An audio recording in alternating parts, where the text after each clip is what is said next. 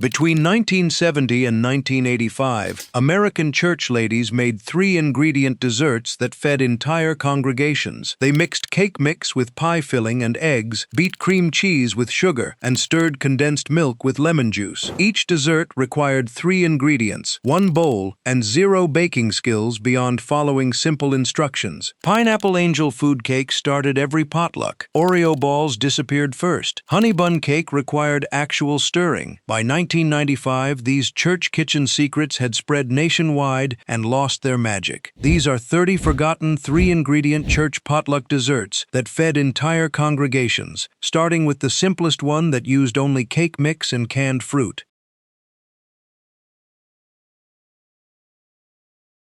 The easiest church potluck dessert in America used only 3 ingredients and cost under $2 total. 1 box of angel food cake mix went into a large mixing bowl. 1 20-ounce can of crushed pineapple with all the juice poured directly over the cake mix without draining. No eggs, no oil, no water needed. Just cake mix and pineapple stirred together until combined. The pineapple juice became the liquid that activated the cake mix perfectly. The batter poured into an ungreased 9 by 13-inch pan and baked at 350 degrees for 25 minutes until golden brown. After cooling completely, 1 container of Cool Whip spread over the entire top like frosting. Total cost was $1.50 using store-brand ingredients. This appeared at every church potluck between 1975 and 1995 because it required 0 baking skill and tasted like pineapple upside-down cake without all the effort. The pineapple kept everything incredibly moist for days. Church ladies made 3 pans in 15 minutes and brought them to Sunday suppers every single week. Some grandmas added maraschino cherries on top for color. Others served it plain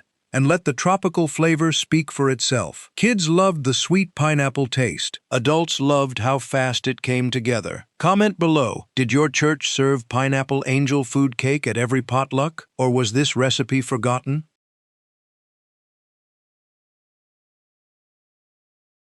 The dessert with the funniest name used 3 ingredients everyone already had sitting in their pantry. 1 box of yellow cake mix dumped into a mixing bowl. 1 can of cherry pie filling spooned over the cake mix. 3 eggs cracked directly into the bowl. Everything stirred together until the batter turned pink from the cherries. The mixture poured into a greased bunt pan and baked at 350 degrees for 37 minutes until a toothpick came out clean. After cooling for 10 minutes, the cake flipped onto a serving plate with cherries glistening on top. Powdered sugar dusted over everything made it look bakery quality. Total cost was under $2 and fed 12 people easily. The name came from people's reactions when they tasted it and asked for the recipe. Everyone said the same thing when they heard only 3 ingredients. Are you kidding? Church ladies loved making this because it sounded impressive but required almost no effort. The cherries stayed whole throughout the cake and burst with flavor in every bite. Some grandmas used blueberry pie filling instead of cherry. Others used apple or peach. The bunt pan shape made it look fancy enough for special occasions. Kids fought over the cherry pieces. Adults appreciated how moist it stayed for 3 days covered on the counter. Comment below, have you ever made Are You Kidding cake, or does the name sound made up? Many of you have been asking where to find these recipes. We've gathered hundreds of them from the Depression era through the 1970s in our cookbook, Grandma's Kitchen. Complete instructions, pro tips in 10 chapters. Link is in the description below. Now, let's get back to the video. The strangest ingredient for cake was soda pop, and it replaced both eggs and oil in one simple step. 1 box of chocolate cake mix dumped into a mixing bowl. 1 12-ounce can of Dr. Pepper poured directly over the cake mix, nothing else added. The soda fizzed and bubbled when it hit the dry cake mix. Everything stirred together for 2 minutes until smooth. The carbonation created air bubbles that made the cake rise without eggs. The batter poured into a greased 9 by 13-inch pan and baked at 350 degrees for 30 minutes until a toothpick came out clean. After cooling, the cake was served plain or with a simple powdered sugar glaze. Total cost was under $1 using store-brand ingredients. This became wildly popular in the 1980s, when convenience cooking reached its peak. Church ladies made this constantly, because it used only 2 ingredients technically, but people counted the optional glaze as the third. The Dr. Pepper added a mysterious spiced flavor that nobody could identify. Some grandmas used Coca-Cola for straight chocolate flavor. Others used orange soda or root beer for different tastes. The cake stayed incredibly moist because the soda kept it from drying out. Kids loved the idea of soda in cake. Adults loved how it came together in 5 minutes total. Comment below. Does soda cake sound genius or completely weird to you?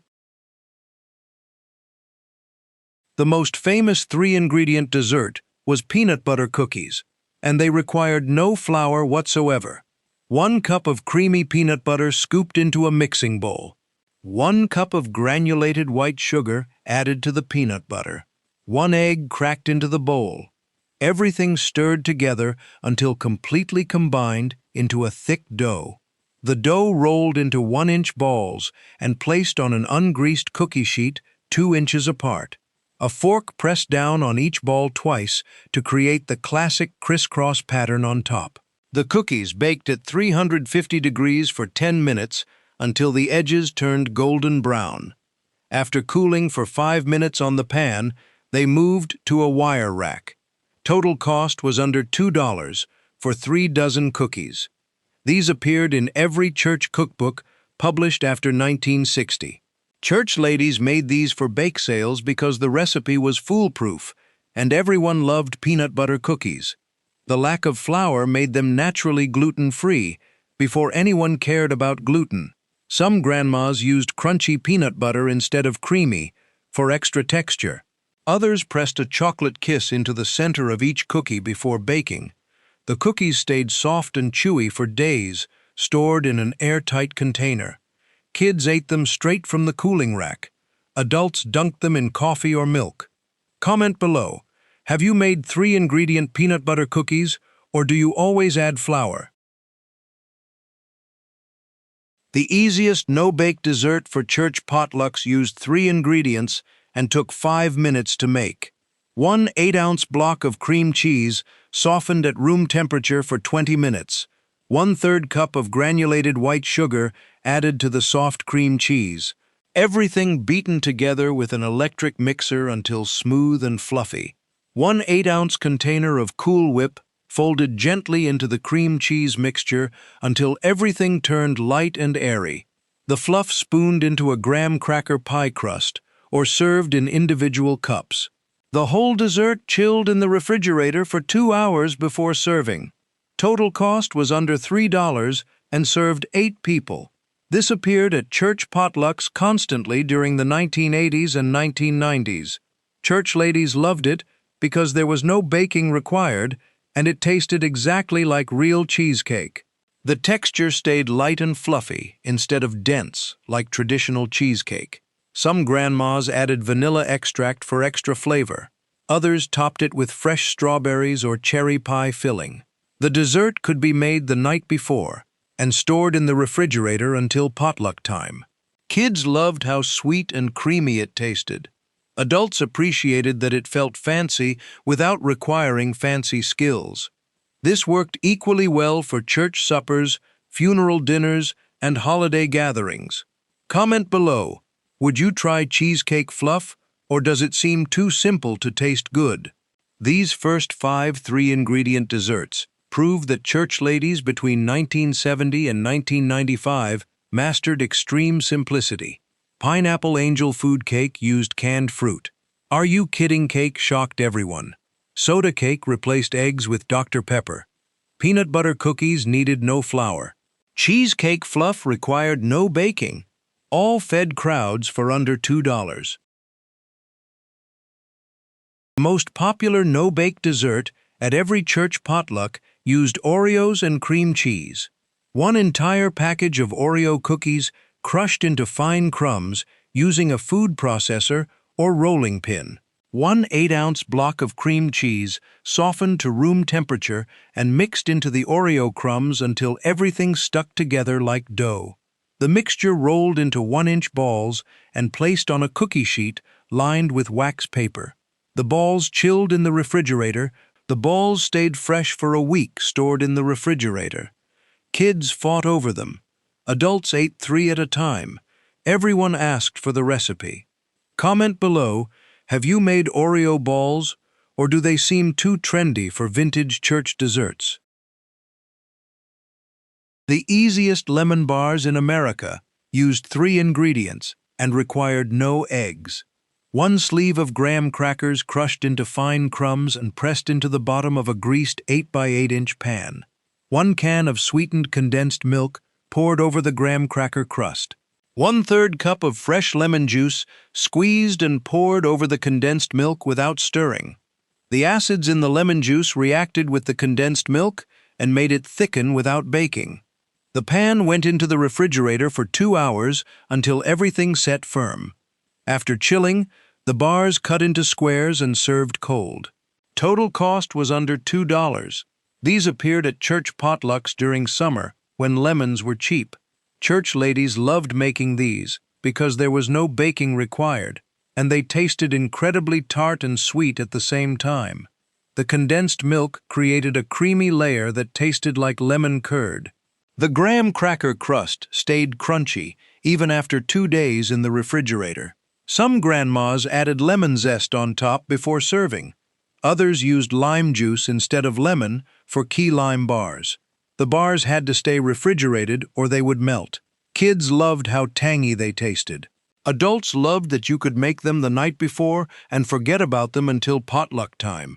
Comment below, have you tried magic lemon bars, or do they sound too simple? The fastest pie for church potlucks used 3 ingredients and never touched the oven. 1 8-ounce block of cream cheese, softened at room temperature and beaten until smooth. 1 8-ounce container of Cool Whip, folded into the cream cheese until everything turned light and fluffy.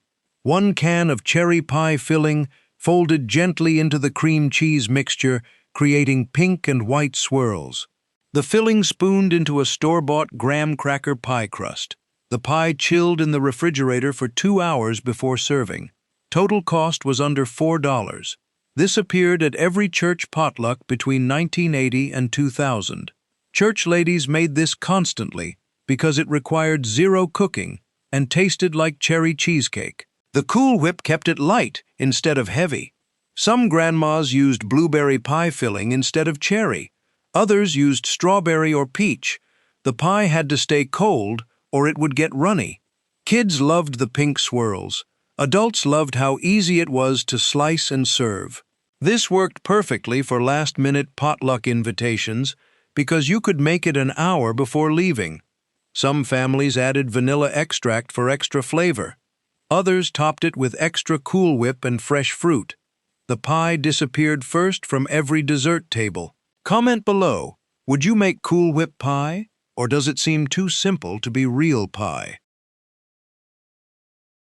The most served dessert at Wednesday night Bible studies used 3 ingredients everyone kept in their pantry. 1 can of apple pie filling, dumped into a greased 8x8-inch baking dish. 1 box of yellow cake mix sprinkled over the apple pie filling without stirring.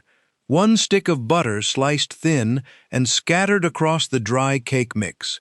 The dish baked at 350 degrees for 40 minutes until the top turned golden brown and the apples bubbled around the edges. After cooling for 10 minutes, the cobbler scooped into bowls and served warm. Total cost was under $2 and fed 8 people. This appeared at every Wednesday night church supper and Bible study between 1970 and 1990.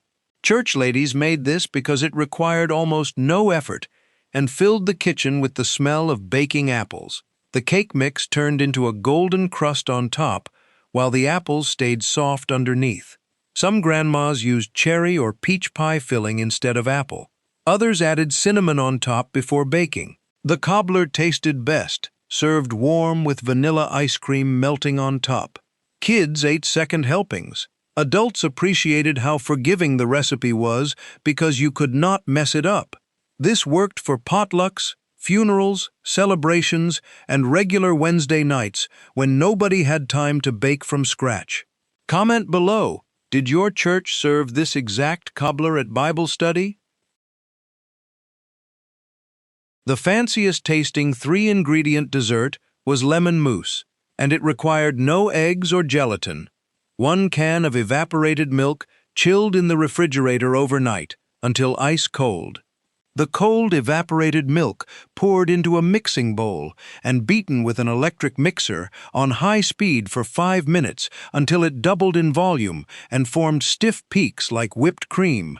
1 can of sweetened condensed milk added to the whipped evaporated milk. 1/3 cup of fresh lemon juice added last. Everything beaten together for 2 more minutes until smooth and fluffy. The mousse spooned into individual serving cups and chilled for 2 hours before serving. Total cost was under $2 for 6 servings. This appeared at church potlucks during the 1960s and 1970s, when fancy French desserts became trendy. Church ladies made this to show off their skills, even though it only had 3 ingredients. The evaporated milk whipped up exactly like heavy cream, but cost half as much. The lemon juice added a bright, tangy flavor. Some grandmas topped each cup with a thin lemon slice. Others added a dollop of Cool Whip on top. The mousse had to stay cold or it would deflate. Kids found it too tart. Adults loved how light and sophisticated it tasted. This worked perfectly for Easter dinners and special occasions when you wanted to impress guests. Comment below, have you ever whipped evaporated milk, or does that sound impossible? These first 10 3-ingredient desserts fed entire church congregations between 1970 and 1995 for under $3 per batch.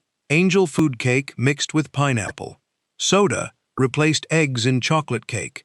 Peanut butter cookies needed no flour. Oreo balls looked like expensive truffles. Bible study cobbler took 5 minutes to assemble.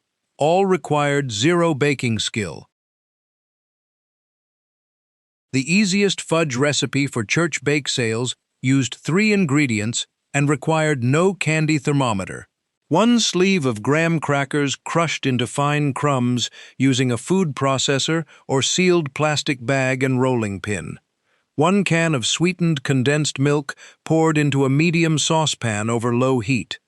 1½ cups of chocolate chips added to the condensed milk and stirred constantly until completely melted and smooth.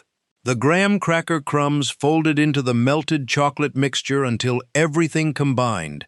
The fudge spread into a greased 8 by 8 inch pan and smoothed with a spatula. The pan went into the refrigerator for 2 hours until the fudge set firm enough to cut into squares. Total cost was under $3 for 16 pieces. This appeared at every church bake sale and Christmas cookie exchange between 1975 and 1990.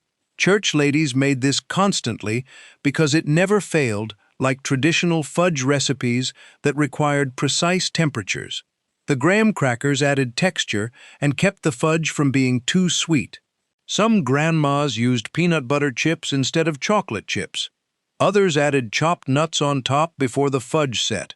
The fudge had to stay refrigerated, or it would get soft and sticky. Kids loved how rich and chocolatey it tasted. Adults appreciated that you could make 3 batches in 30 minutes for bake sales. This worked perfectly for holiday gift giving because it looked homemade and expensive. Comment below, have you made graham cracker fudge, or does adding crackers to fudge sound strange? The prettiest dessert for church potlucks layered 3 ingredients in a clear glass bowl. 1 store-bought angel food cake torn into bite-sized chunks. 2 cups of fresh or frozen mixed berries, including strawberries, blueberries, and raspberries. 1 container of Cool Whip, thawed completely. Half the cake chunks went into the bottom of a trifle bowl, or large glass serving bowl. Half the berries scattered over the cake layer. Half the Cool Whip spread over the berries. The layers repeated 1 more time, ending with Cool Whip and a few berries on top for decoration. The trifle chilled in the refrigerator for at least 1 hour before serving, so all the flavors soaked together. Total cost was under $5 and served 12 people. This appeared at church potlucks during summer when fresh berries came into season, torn into bite-sized chunks. 2 cups of fresh or frozen mixed berries, including strawberries, blueberries, and raspberries. 1 container of Cool Whip, thawed completely. Half the cake chunks went into the bottom of a trifle bowl or large glass serving bowl. Half the berries scattered over the cake layer. Half the Cool Whip spread over the berries. The layers repeated 1 more time, ending with Cool Whip and a few berries on top for decoration. The trifle chilled in the refrigerator for at least 1 hour before serving, so all the flavors soaked together. Total cost was under $5 and served 12 people. This appeared at church potlucks during summer when fresh berries came into season. Church ladies loved making this because it looked incredibly impressive but required no baking whatsoever. The angel food cake soaked up the berry juices and became soft and flavorful. Some grandmas used vanilla pudding instead of Cool Whip for a richer layer. Others added a splash of orange juice to the berries before layering. The trifle had to be made in a clear bowl so everyone could see the beautiful layers. Kids loved digging through the layers to get extra berries. Adults appreciated how light and refreshing it tasted after heavy church potluck casseroles. This worked perfectly for Easter, 4th of July, and summer picnics. Comment below, do you layer your trifles or just mix everything together? The easiest fall dessert for church harvest suppers used 3 ingredients and tasted like pumpkin pie. 1 box of yellow cake mix dumped into a large mixing bowl. 1 15-ounce can of pure pumpkin puree added to the cake mix. 3 eggs cracked into the bowl. Everything stirred together until the batter turned orange and smooth. The batter poured into a greased 9 by 13-inch pan and baked at 350 degrees for 35 minutes until a toothpick came out clean. After cooling completely, the cake was served plain or with a simple cream cheese frosting. Total cost was under $2. This appeared at every church Thanksgiving dinner and fall harvest festival between 1980 and 2000. Church ladies made this constantly during October and November because it used canned pumpkin that everyone bought for Thanksgiving anyway. The cake stayed incredibly moist because the pumpkin added natural moisture. Some grandmas used spice cake mix instead of yellow for extra cinnamon flavor. Others added chocolate chips on top before baking. The cake tasted like pumpkin pie without needing a crust. Kids who normally hated pumpkin pie loved this cake version. Adults appreciated that it used only 3 ingredients and came together in 10 minutes. This worked perfectly for last-minute potluck invitations during busy holiday seasons. Some families ate leftovers for breakfast the next morning. Others served it warm with whipped cream on top. Comment below, pumpkin cake or pumpkin pie? Which do you prefer for Thanksgiving? The fastest pie for Wednesday night church suppers mixed 3 ingredients in 1 bowl. 1 small box of instant vanilla pudding mix dumped into a mixing bowl. 1 8-ounce block of cream cheese, softened to room temperature and beaten into the pudding mix. 1 8-ounce container of Cool Whip folded gently into the cream cheese and pudding mixture until everything turned light and fluffy. The filling spooned into a store-bought graham cracker pie crust and smoothed with a spatula. The pie chilled in the refrigerator for 2 hours before serving. Total cost was under $3. This appeared at church potlucks constantly during the 1980s, when instant pudding became widely popular. Church ladies made this because it required no baking and tasted like cream pie from a restaurant. The pudding mix added flavor and helped the filling set firm. Some grandmas used chocolate pudding instead of vanilla. Others used banana cream or pistachio for different flavors. The pie had to stay cold or the filling would get runny. Kids loved how creamy and sweet it tasted. Adults loved that you could make it the night before and forget about it until potluck time. This worked perfectly for summer when nobody wanted to turn on the oven. Some families topped it with fresh fruit or chocolate shavings. Others served it plain and let the pudding flavor shine. The pie disappeared quickly from every dessert table. Comment below, what pudding flavor would you use for this pie? The most foolproof fudge recipe for church Christmas bazaars used 3 ingredients and never failed. 1½ cups of chocolate chips poured into a medium microwave-safe bowl. 1 can of sweetened condensed milk added to the chocolate chips. 1 tablespoon of butter added to the bowl. The bowl microwaved on high power for 1 minute, then stirred until the chocolate melted completely smooth. If needed, the bowl went back in the microwave for 30 more seconds. The melted fudge poured into a greased 8 by 8-inch pan lined with parchment paper. The pan went into the refrigerator for 2 hours until the fudge set firm. After setting, the fudge lifted out using the parchment paper and cut into small squares. Total cost was under $3 for 24 pieces.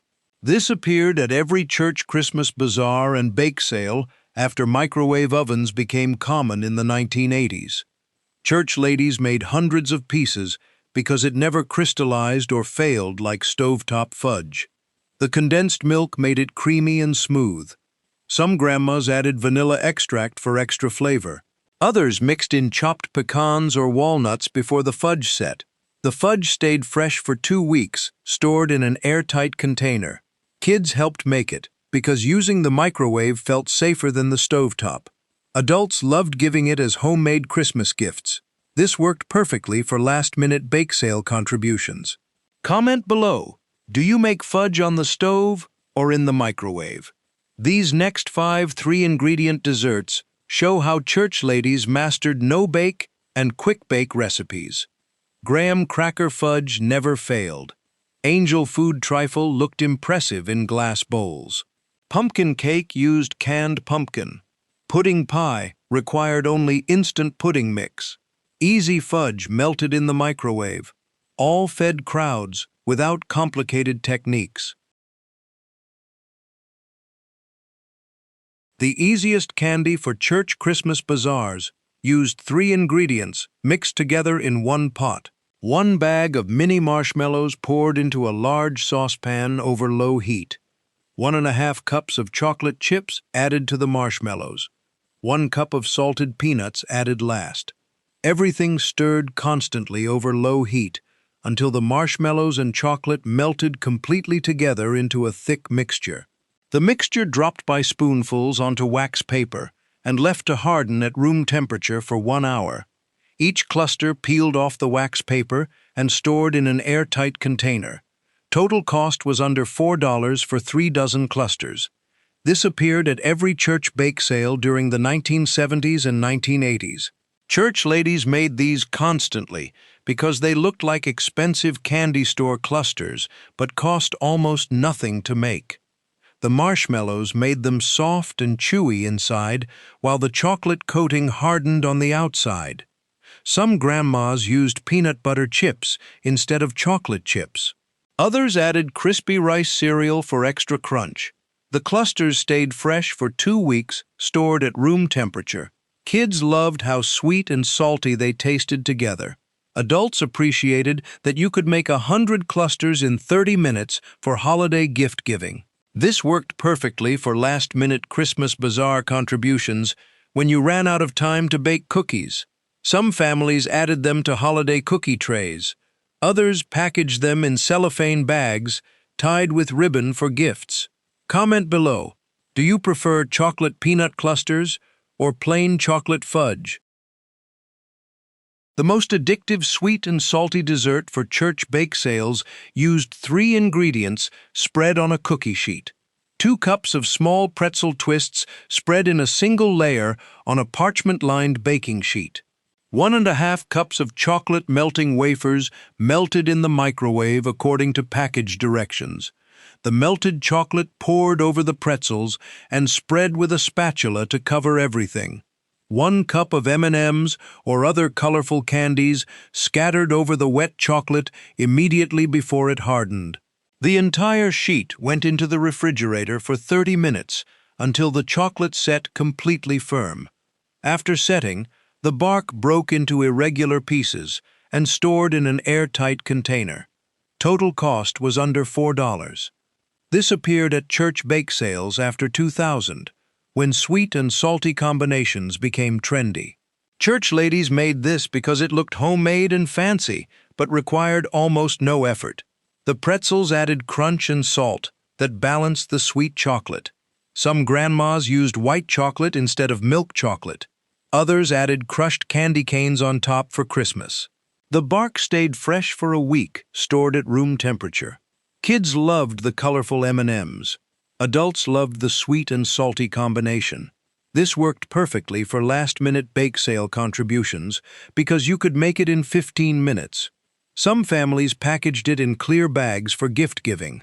Others broke it into small pieces and served it on dessert trays. Comment below, sweet and salty, or just sweet, which do you prefer?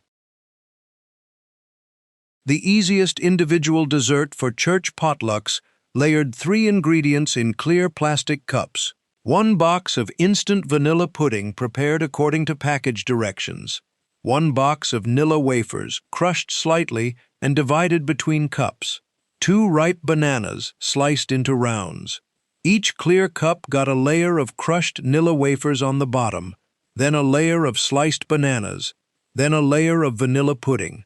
The layers repeated until the cup was full, ending with pudding on top and 1 Nilla wafer standing upright for decoration. The cups chilled in the refrigerator for 2 hours before serving. Total cost was under $5 for 12 cups. This appeared at church potlucks constantly during the 1990s, when individual servings became popular.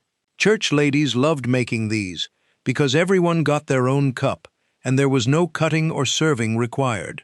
The Nilla wafers softened in the pudding and tasted like cake. The bananas added fresh fruit flavor. Some grandmas used Cool Whip on top instead of extra pudding. Others added a drizzle of caramel sauce. The cups had to stay cold or the bananas would turn brown. Kids loved eating straight from the cup with a spoon. Adults appreciated that you could make them the night before and stack them in the refrigerator. This worked perfectly for outdoor summer potlucks because the cups stayed contained and portable. Comment below, do you make banana pudding in a big bowl or individual cups? The richest brownies for church bake sales used 3 ingredients and created a marbled effect. 1 box of brownie mix prepared according to package directions and poured into a greased 9 by 13-inch pan. 1 8-ounce block of cream cheese, softened to room temperature and beaten with a hand mixer until smooth. 3 tablespoons of sugar, beaten into the cream cheese until fluffy. Large spoonfuls of the cream cheese mixture dropped on top of the brownie batter in the pan. A butter knife swirled through the cream cheese and brownie batter to create marble patterns. The pan baked at 350 degrees for 35 minutes until a toothpick came out with just a few moist crumbs. After cooling completely, the brownies cut into squares. Total cost was under $4 for 24 brownies. These appeared at every church bake sale after 1985, when cream cheese became widely popular in desserts. Church ladies made these because they looked fancy with the marbled cream cheese swirl, but used basic brownie mix. The cream cheese added tangy richness that balanced the chocolate sweetness. Some grandmas added vanilla extract to the cream cheese. Others sprinkled chocolate chips on top before baking. The brownies stayed moist for 3 days, stored in an airtight container. Kids loved the cream cheese swirls. Adults loved how rich and decadent they tasted. This worked perfectly for bake sales because they looked homemade and special. Comment below, do you prefer plain brownies or cream cheese brownies? The chewiest cookies for church cookie exchanges used 3 ingredients mixed in one bowl. 1 14-ounce bag of sweetened shredded coconut poured into a large mixing bowl. 1 can of sweetened condensed milk poured over the coconut and stirred until every piece was coated. 1 teaspoon of vanilla extract added and mixed in. The mixture dropped by rounded tablespoons onto parchment-lined baking sheets 2 inches apart.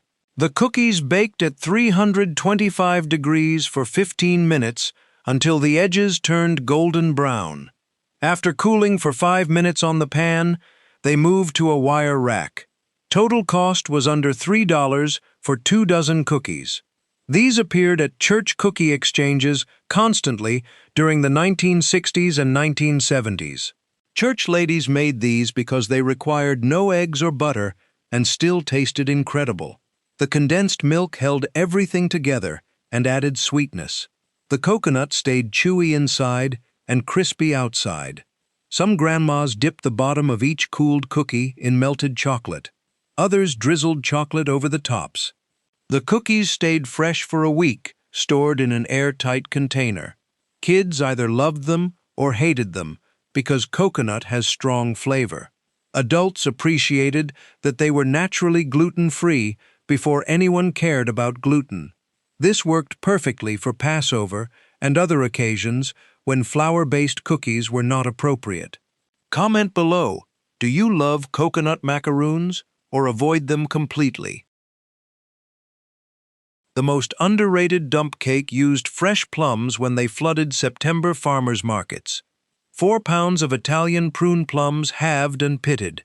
The plum halves are arranged cut side up in a greased 9 by 13-inch pan. 1 box of yellow cake mix sprinkled directly over the raw plums without stirring. 8 tablespoons of butter sliced thin and scattered across the dry cake mix. The pan baked at 350 degrees for 50 minutes until the plums released their juice and the cake browned. After cooling 10 minutes, it served warm with vanilla ice cream. Total cost was 90 cents when plums were in season.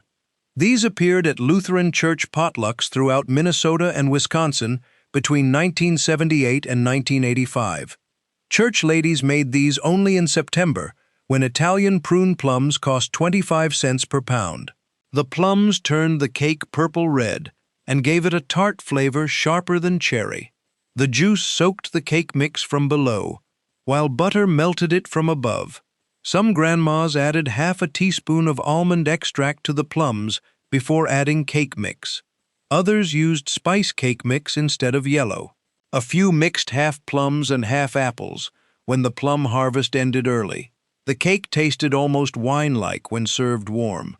By 1985, Italian prune plums became harder to find in grocery stores. Younger cooks stopped recognizing them as baking fruit. The dessert disappeared completely by 1990. Church ladies who still made it used canned plums, but everyone agreed fresh plums tasted better. This worked perfectly for Wednesday night church suppers when Minnesota plums were cheap and abundant.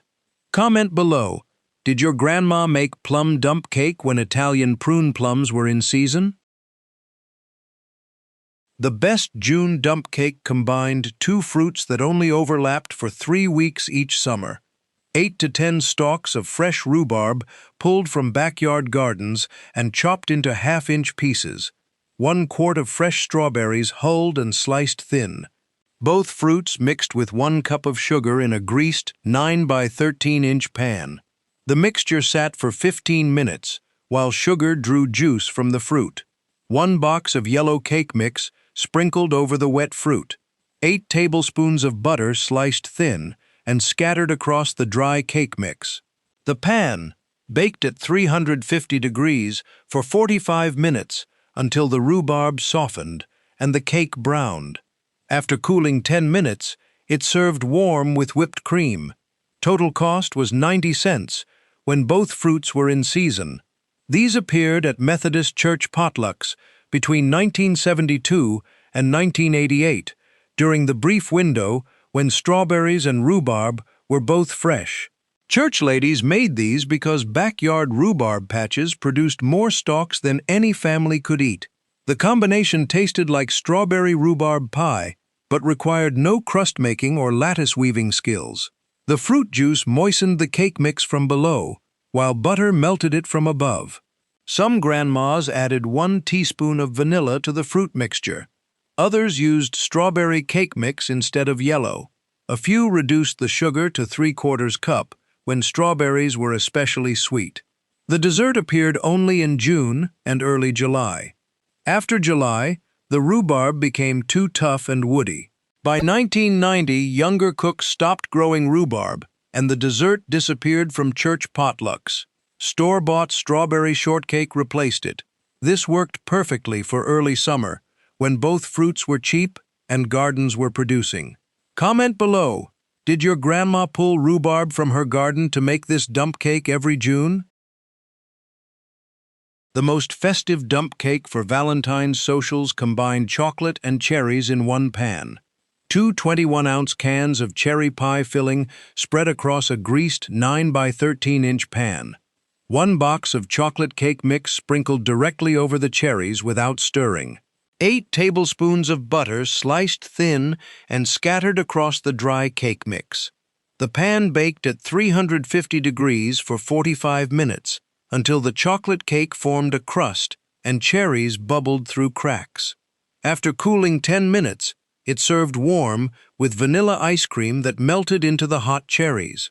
Total cost was 95 cents because chocolate cake mix was 5 cents more expensive than yellow. These appeared at Baptist Church Valentine's socials between 1976 and 1989. Church ladies made these when they needed something festive that didn't require heart-shaped pans or decorating skills. The dessert tasted like Black Forest cake, without the complexity. The cherry juice moistened the cake mix from below, while butter melted it from above. Some grandmas added 1 teaspoon of almond extract to the cherry filling before adding cake mix. Others scattered chocolate chips over the cherries before adding the cake mix. A few used dark chocolate cake mix instead of regular chocolate for more intense flavor. The cake appeared year-round but became especially popular in February. It served 12 people without requiring any baking knowledge beyond opening cans and scattering butter. By 1990, chocolate cherry dump cake had faded from church potlucks. Younger cooks bought bakery brownies and Cheesecake Factory desserts instead. This worked perfectly for Valentine's socials when church ladies wanted chocolate and cherry flavors combined. Comment below. Did your grandma make chocolate cherry dump cake for Valentine's socials at church? The fanciest dump cake combined 2 fruits to recreate a French restaurant dessert. 1 29-ounce can of sliced peaches, drained halfway and spread across a greased 9 by 13-inch pan. 2 cups of fresh or frozen raspberries scattered over the peaches. 1 box of yellow cake mix sprinkled over both fruits. 8 tablespoons of butter sliced thin and scattered across the dry cake mix. The pan baked at 350 degrees for 50 minutes until the raspberries released their juice and stained the peaches pink. After cooling 10 minutes, it served warm with vanilla ice cream. Total cost was exactly $1 because fresh raspberries were expensive even in summer. These appeared in Presbyterian church cookbooks between 1979 and 1986. Church ladies made these when they wanted something fancier than cherry dump cake, but easier than actual peach melba that required poached peaches and raspberry sauce. The combination tasted elegant because peaches provided sweetness and raspberries added tartness. The 2 flavors balanced each other better than single-fruit dump cakes. Most church ladies had never heard of Escoffier and just liked how peaches and raspberries tasted together. The dessert appeared most often at church ladies' luncheons and special occasions. By 1988, it had disappeared from most church cookbooks as raspberries became too expensive. This worked perfectly when grandmas wanted sophistication without complicated techniques. Comment below. Did your grandma make peach melba dump cake when she wanted something fancy for church luncheons? The most practical dump cake used leftover berries from the freezer that weren't enough for pie. 2 cups of strawberries, 1 cup of blueberries, 1 cup of raspberries, and half a cup of blackberries, combined in a greased 9 by 13-inch pan. 3/4 cup of sugar, mixed with the berries, to compensate for tart raspberries and blackberries. 1 box of yellow cake mix, sprinkled over the mixed berries. 8 tablespoons of butter, sliced thin and scattered across the dry cake mix. The pan baked at 350 degrees for 45 minutes, until all the berries released their juices and created a purple-red sauce. After cooling 10 minutes, it served warm with whipped cream. Total cost was 95 cents, using frozen berries from last summer's picking. These appeared at Lutheran church potlucks between 1977 and 1989. Church ladies made these when they had leftover berries in the freezer and no single fruit in sufficient quantity to fill a pan. The flavor changed every time depending on which berries dominated the mix. The dessert appeared year-round, but tasted best in late summer, when fresh berries were cheap. By 1990, younger cooks stopped freezing their own berries and stopped making mixed berry dump cake. This worked perfectly for using up partial bags of frozen berries that weren't enough for pie, but too much to waste. Comment below, did your grandma make mixed berry dump cake to use up leftover berries from her freezer? The brightest dump cake combined blueberries with tropical pineapple in one pan. 1 21-ounce can of blueberry pie filling spread across a greased 9 by 13-inch pan. 1 20-ounce can of crushed pineapple spread over the blueberry filling without draining the juice. 1 box of yellow cake mix sprinkled directly over both fruits. 8 tablespoons of butter sliced thin and scattered across the dry cake mix. The pan baked at 350 degrees for 45 to 50 minutes until the pineapple juice and blueberry filling moistened the cake mix from below. After cooling 10 minutes, it served warm with vanilla ice cream. The dessert appeared year-round since both ingredients came from cans. Most church ladies made it in summer when the pineapple flavor felt appropriate for warm weather. By 1988, the dessert had faded from church cookbooks. Younger cooks preferred single-fruit dump cakes that didn't require remembering which 2 fruits combined well. This worked perfectly for Wednesday night suppers, when church ladies wanted something different from plain blueberry dump cake. Comment below, did your grandma make blueberry pineapple dump cake when she wanted something tropical for summer potlucks? The most creative dump cake recreated banana split flavors without ice cream or hot fudge.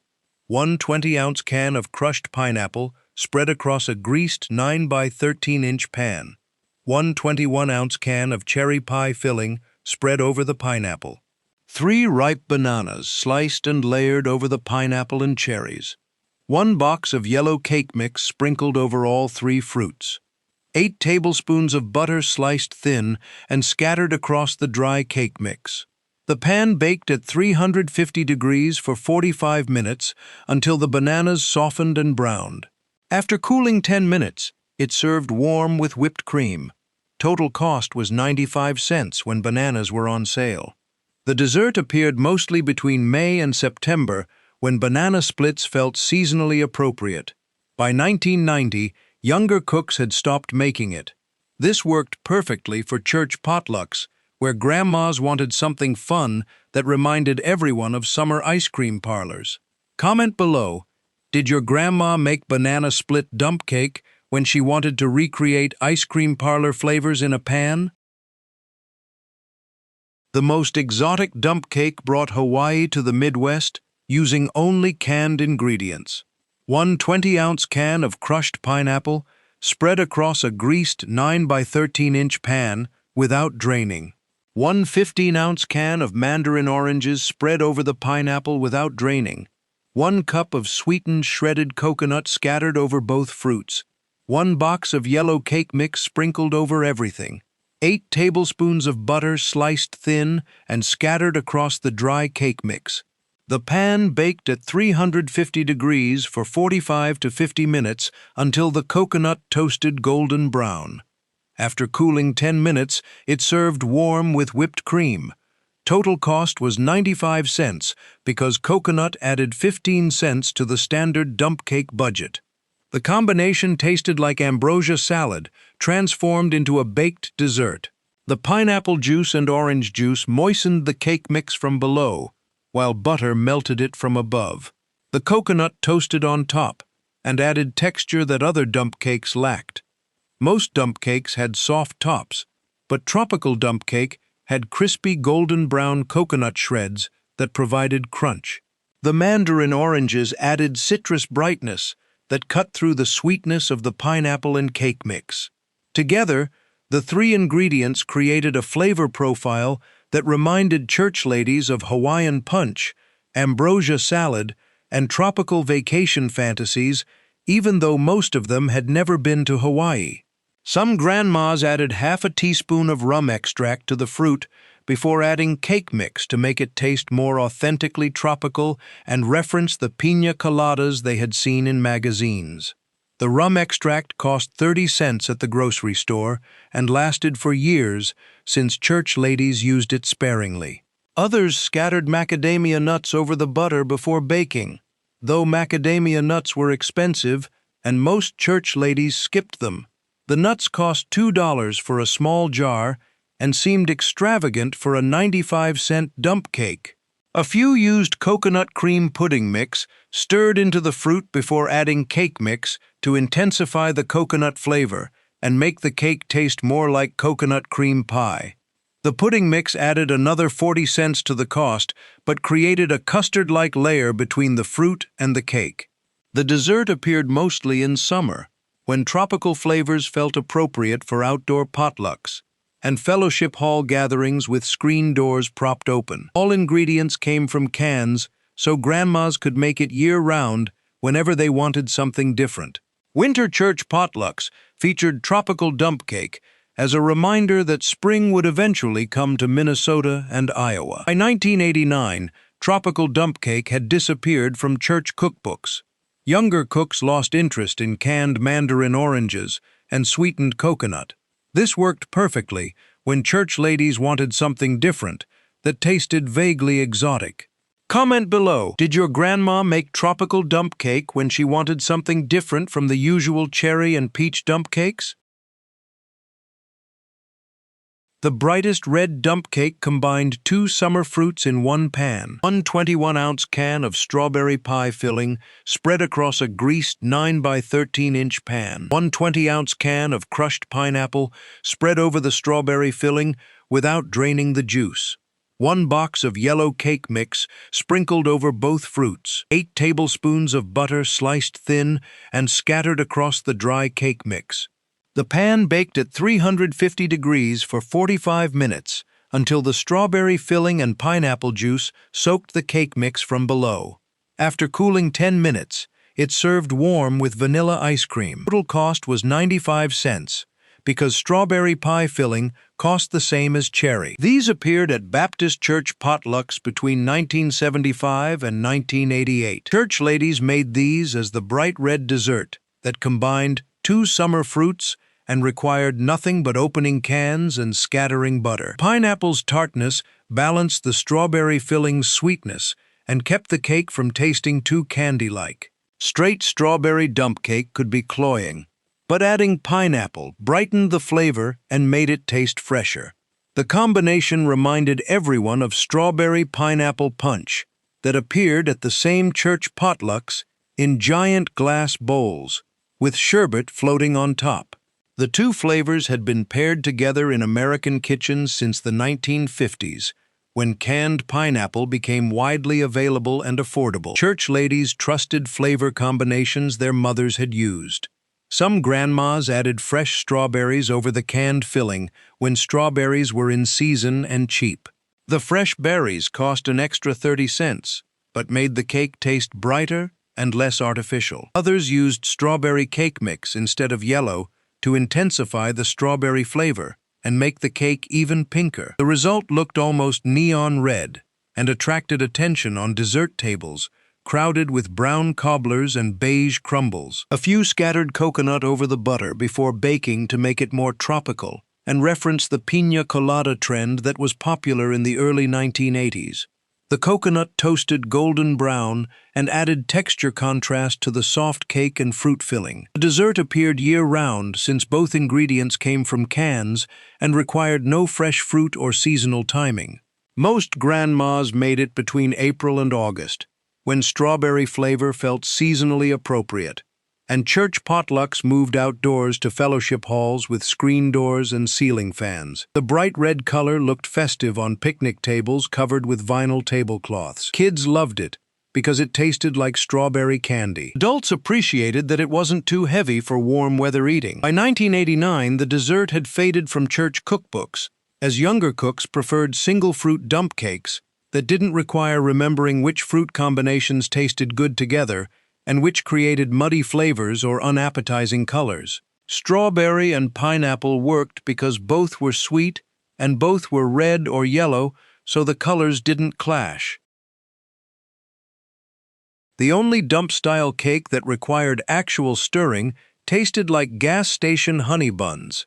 1 box of yellow cake mix mixed in a bowl with 4 eggs, 3/4 cup of vegetable oil, and 1 cup of sour cream. Half the batter poured into a greased 9 by 13-inch pan. 1 cup of brown sugar mixed with 2 tablespoons of cinnamon. Half the cinnamon sugar sprinkled over the batter. Butter knife swirled through the batter to create marble patterns. Remaining batter poured over that layer. Rest of the cinnamon sugar sprinkled on top. The knife swirled again. The pan baked at 325 degrees for 40 to 45 minutes, until a toothpick came out clean. While the cake baked, 2 cups of powdered sugar mixed with 4 tablespoons of milk and 1 teaspoon of vanilla. The glaze drizzled over the hot cake as soon as it came out of the oven. The glaze soaked into the cake and hardened into a sweet coating. Total cost was exactly $1 when eggs were cheap and sour cream was on sale. These appeared in Southern Baptist church cookbooks between 1983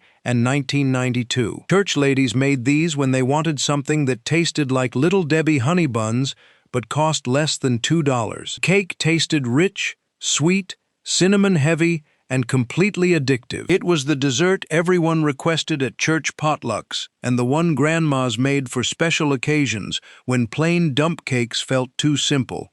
The glaze tasted exactly like the glaze on gas station honey buns that husbands bought on road trips and grandchildren begged for at convenience stores. The sour cream in the batter made the cake incredibly moist and gave it a slight tang that balanced the sweetness of the cinnamon sugar swirl and the powdered sugar glaze. The swirling technique created layers of cinnamon throughout the cake, so every bite had ribbons of brown sugar running through yellow cake. Between 1970 and 1985, American grandmas made dump-and-bake desserts that fed 12 people for under $1, using ingredients from their pantry shelves. They opened cans of pie filling and crushed pineapple. They sprinkled dry cake mix directly over wet fruit without stirring. They scattered butter pats across everything and baked pans at 350 degrees for 45 minutes. These desserts required no mixing bowls, no electric mixers, no measuring cups, and no baking skills beyond operating an oven timer. Church ladies made cherry dump cake for every potluck. They made peach dump cake when peaches were in season. They made tropical dump cake when they wanted something exotic. They made honey bun cake when they wanted something special that required actual stirring, but still cost less than store-bought pastries.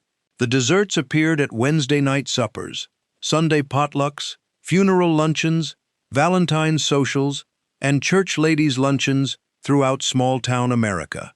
By 1990, these traditions had faded completely.